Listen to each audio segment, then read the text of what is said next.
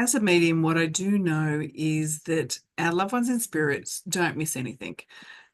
Obviously, the big things that we anticipate that they would be aware of, so birthdays, weddings, other people's passings, significant things, anniversaries. But they also see the little things. So you might buy a pair of shoes and they're there, right there. They could potentially be even saying their opinion. They come and just observe, is what they do. So I know that this to be true based on the things that come through in readings.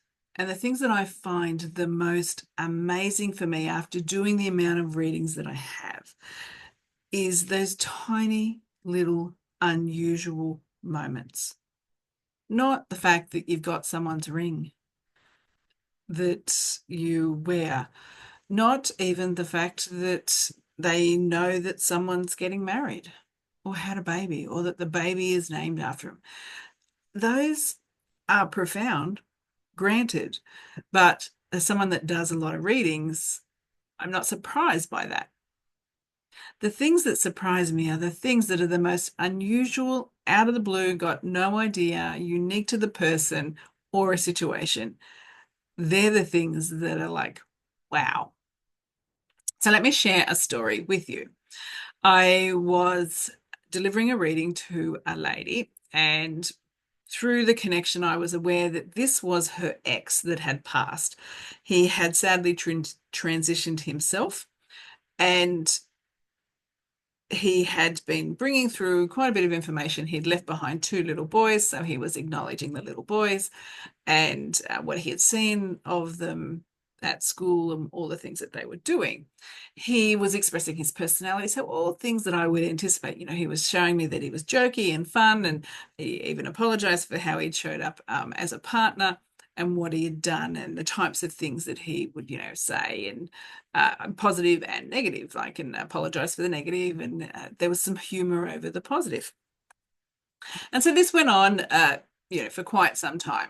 And we got to the end, and at the end of the reading, I asked him, and as I do with all spirits, what's the one last thing?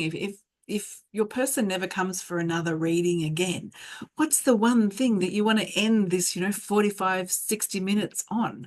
And sometimes spirits will go into this big heart space and really talks from the depth of their soul, and it's so profound. Others are just like, I love you, that kind of thing, right? But this one was different. And he came close and he started showing me a window.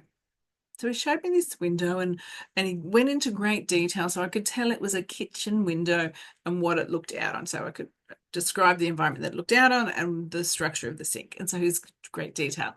And he was really focusing on the window. And so I was describing that, and she's like, yep, that's my kitchen window. And then he brought, and at first I couldn't tell exactly what it was. I just knew it was something that was flying to the window. And I'm looking at it, trying to work it out because it was a little bit fuzzy when he first brought it in. Was it a butterfly? Was it a dragonfly? What was it, a bird? Was it a piece of paper in the air? What was it? And as it came close, I realized it was a bird. So a little bird. And it was tapping on the window. And I sang this to her, and she's like, and he's doing this and tapping on the window. And then as if he was using me as her, as if she was looking through the window, he came to the side of me here and he just turned around and went, boo. And so I said to her, he's showing me the window, he's doing the birds coming up to the window. And then he goes, boo. And she I'm going to say lost it. We'd had tears and laughter the whole way through. So we had a whole lot of emotions as we were going through this reading. But then she lost it. She started laughing and she said, and she even swore, she cursed. She goes, that would be right. That's exactly what he would do because he knows I'm terrified of birds. And so, of course, he would bring it up to the window and then go boo to scare me. And that's how he ended the reading. He demonstrated that he was still the same larrikin, he was still the same tease. He acknowledged that he remembered that she didn't like birds. And so he was bringing it up to the window as a sign that he was around, and that was what he was doing. And then he was being silly by doing the boo thing. Uh, so spirit can do more than just bring you a feather. They do. And if you get a random feather in some location, keep it, hang on to it, it's special.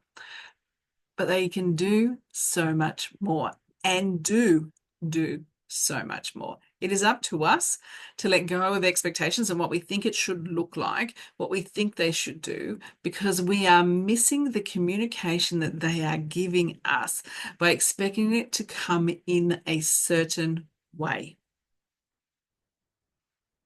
Open your heart and your mind so you can receive all the information, all the messages, and all the connection that is available to you by your loved ones that are in spirit. They do not go anywhere. They do not leave you. They are aware. A thought just kind of brings them close, and they miss nothing.